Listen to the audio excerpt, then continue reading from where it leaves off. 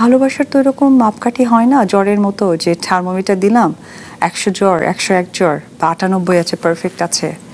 So এই বিষয়টা মাপকাঠি দিয়ে দেখিনি। বিশ্বাস আর ভালোবাসা মানুষের প্রতি একবারই জন্মায়, কিন্তু সাকিবের প্রতি অপু বিশ্বাস ছিলেন আরো এক ধাপ এগিয়ে। একবার নয়, বরং দুইবার সাকিবকে বিশ্বাস করেছিলেন অপু বিশ্বাস। দুঃখের বিষয়, সেই দুইবারই অপু বিশ্বাসকে প্রতারণার শিকার হতে হয়েছে। বাস্তবতা কি তা বুঝে গেছেন অপু। স্পষ্ট করে বলতে গেলে, এতদিন পর্যন্ত সাকিবের প্রতি অপু বিশ্বাসের যে ভালোবাসাটা ছিল সেটা এখন আর নেই। সাকিব তাকে আঘাত করতে করতে পুরো হৃদয়টাকেই পুড়িয়ে ফেলেছে। তাহলে সেই হৃদয়ে কিভাবেই বা সাকিবের প্রতি ভালোবাসা থাকবে।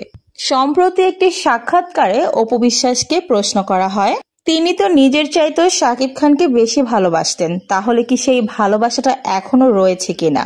উপস্থাপিকার মুখে এরকম প্রশ্ন শুনে চুপসে যান অপু বিশ্বাস।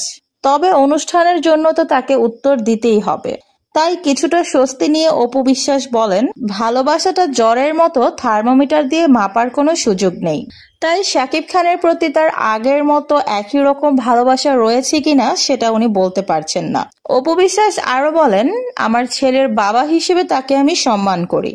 যে অপু বিশ্বাস কয়েক মাস আগেই বলেছিলেন সাকিবের নাম ছাড়া তিনি আর কিছুই শেখেননি, আর সে অপু বিশ্বাসই আজকের দিনে এসে বলছেন ভালোবাসেন কিনা সেটা জানেন না, তবে সন্তানের বাবা হিসেবে সম্মান করেন। তার এই পরিবর্তনটাই বুঝিয়ে দিচ্ছে সাকিব বুবলির বর্তমান ঘটনায় তিনি কতটা কষ্ট পেয়েছেন।